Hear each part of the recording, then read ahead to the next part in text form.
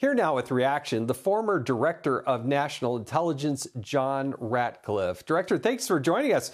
I had the pleasure of serving with you in the United States Congress, but thrilled to be chatting with you about this because as the Director of National Intelligence, you saw the top level intelligence of this country. What's your read on what's going on in the Middle East now? Because, boy, we take 100 attacks and do the bare minimum, to say the least. Yeah, Jason, by the Biden administration's own admission, they have failed to accomplish the strategic deterrence that they promised. You remember when these attacks that you just mentioned started in the aftermath of the October 7th attack in Gaza? The Biden administration stood at the podium, John Kirby, Secretary of Defense Austin, they said, we will respond in a manner and method of our choosing, but we promise you that we will deter these types of attacks from happening in the future. Well, at that time, they were at 20. Now, as you said, Jason, we're well over 100 attacks.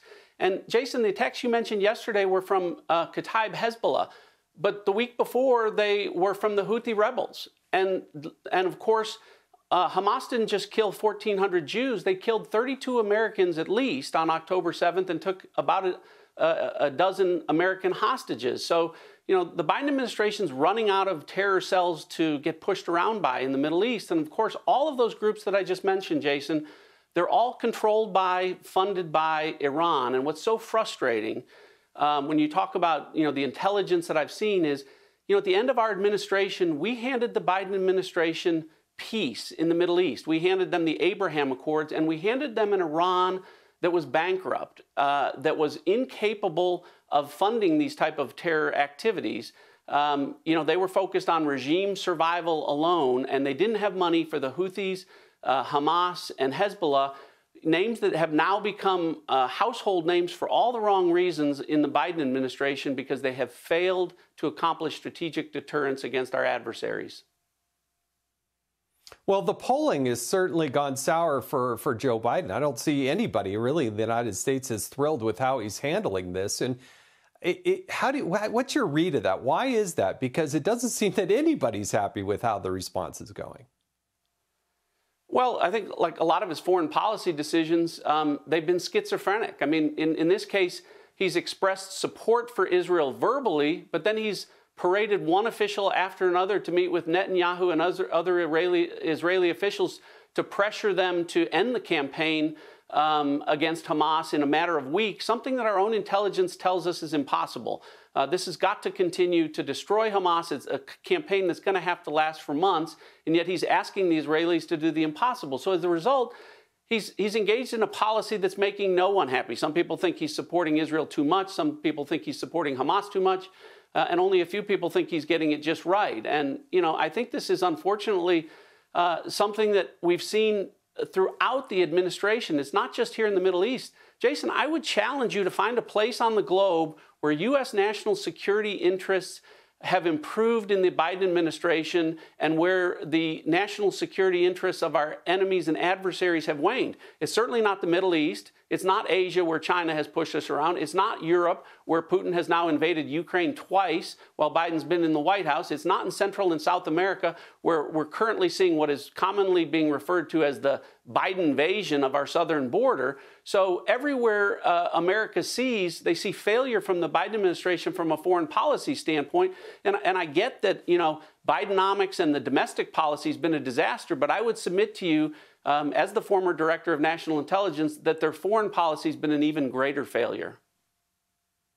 Well, let's talk about that, because now we have Secretary Mayorkas, Secretary Blinken headed down to Mexico to talk with the Mexican government. I don't know what their message is. The only policy I see out of Joe Biden and Kamala Harris is one of open borders and an invitation to come to this country, because nothing's going to happen to you if you come illegally. We'll give you a free plane ride, give you a phone, and then we'll give you housing and everything else. That's what I see them doing. I don't know what in the world they're going to ask from the Mexican government. Well, and, you know, Lopez Obrador, the president of Mexico, you know, he sees what's happening around the world, and the idea that he's going to do what the Biden administration asks without the the threat of imposing some cost on Mexico that they can't sustain, it's just not going to happen. Look, at the end of our administration, we had a secure border, and we had Mexico enforcing their border because we had the Remain in Mexico policy. Jason, in our transition, we told the Biden administration, if you reverse this policy, you're going to create a crisis at the border. You're going to have these caravans coming up. And that's exactly what's happened. So they created this crisis at the border, and it's not going to go away unless they're willing to impose costs on Mexico like we did in the Trump administration. But they haven't been willing to impose sanctions or costs on any countries to get them to do the things that the United States need to do for our own national security interests. That's right. Whether it be the Middle East, in China, down in Mexico, we speak a language that nobody is understanding because we don't stand up for ourselves. We don't stand up for the United States of America. We act like a second-class citizen that's just going to let everybody else roll right over us. And I'm tired of it, and I think the American people are tired of it. And listen, I appreciate your perspective and the great role you played. The former Director of National Intelligence, John Ratcliffe, joining us tonight out of Texas. Thank you so much for joining us. Hey, Sean Hannity here. Hey, click here to subscribe to Fox News YouTube page and catch our hottest interviews and most compelling analysis. You will not get it anywhere else.